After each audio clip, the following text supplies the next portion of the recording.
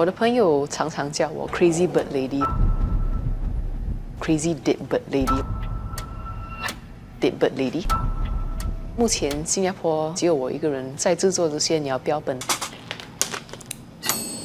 因为大多数这些标本是很臭的，是尸体嘛。第一天带回死鸟的时候，我记得我父母说：“快点把它放在冰箱里面，不要给我看。”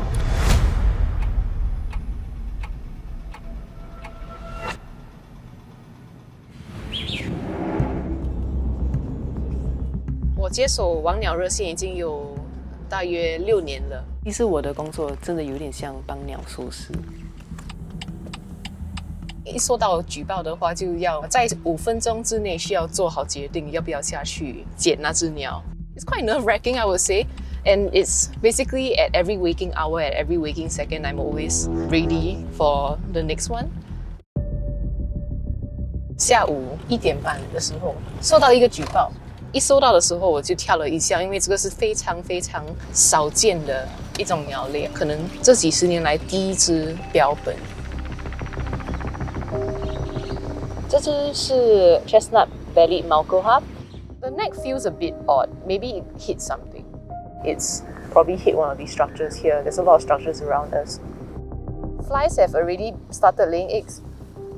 Stop laying eggs. 我总共捡了差不多，应该有几百个。I've always had this irrational fear that there's police here. What if they come and they look in my boot, right? And then there's like a dead bird. What are they gonna do to me? 平均现在是有3、4次报告。如果很忙的话，就是可能有10次。只要是有死鸟，就要通知我。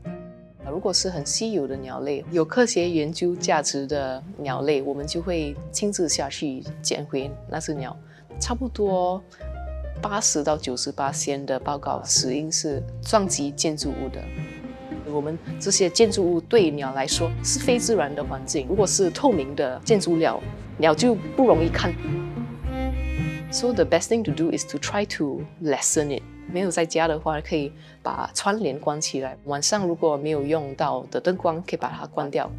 因为 artificial light is actually bad for birds that fly at night because they use the 月光 to navigate. 新加坡大概有430种鸟类。这个叫 the blowing pitta. This is really by far the most commonly reported bird on our 王鸟热线。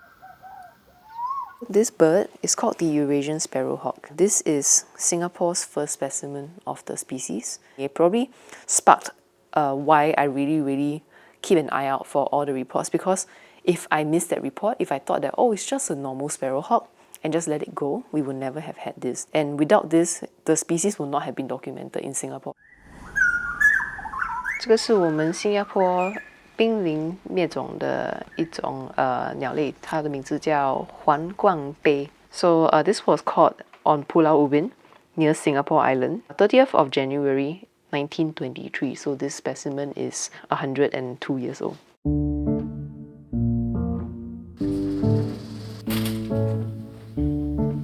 我对鸟的承诺就是我会永远保存它们。目前新加坡只有我一个人在制作这些鸟标本，但是我已经开始有一个图妹了。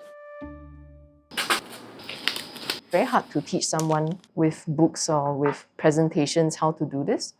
They must actually try it out themselves. 每个人平均是需要8个小时做一只鸟，每个人是需要差不多20只鸟才可以训练成可以的技能状态。So it takes a lot of time. 我记得我第一次接触这个技术的时候，是我在读本科的时候。过了那一刻，我1个星期不能吃鸡肉。大多数这些标本是很臭的。Not everyone wants to work with dead bodies, but everyone wants to work with specimens. It's kind of like the dirty work that is necessary for science. 这份工作很辛苦，24小时一直在看守这个热线，然后有这些忧虑的感觉，每次收到报告就有那种心跳加速的感觉，高血压。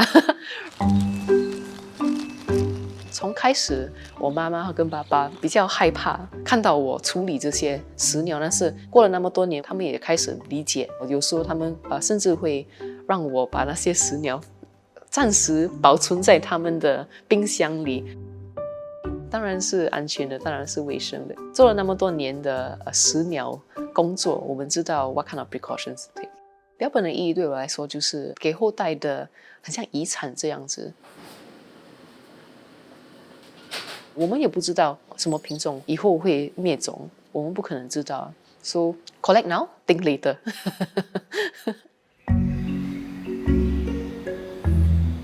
我们这里的博物馆，我们有33000个鸟标本，但是只有1000是在新加坡收集的，所以其实只有3%。所以我就很拼命的收集，现在开始 document so that in the future we don't have this kind of gap anymore.